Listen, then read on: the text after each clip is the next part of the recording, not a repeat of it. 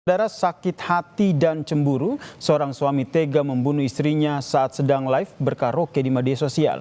Korban yang sempat sembunyi akhirnya berhasil ditangkap polisi.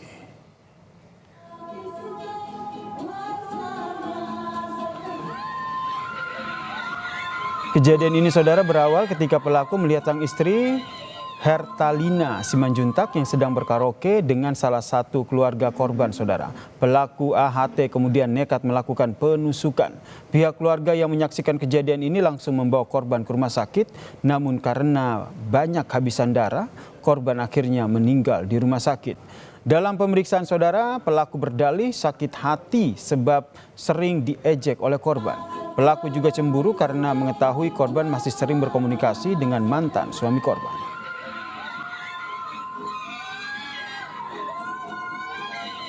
Ya, bisa kami jelaskan di sini motifnya adalah pelaku merasa sakit hati dan cemburu, sakit hati sering dihina katanya, dan cemburunya mantan suami. Bisa kami terangkan sebelumnya antara pelaku dan korban adalah sama-sama sudah pernah berumah tangga. Jadi mereka berumah tangga sekarang ini baru sekitar 1 tahun. Pelaku cemburu karena korban masih sering berkomunikasi dengan mantan suaminya.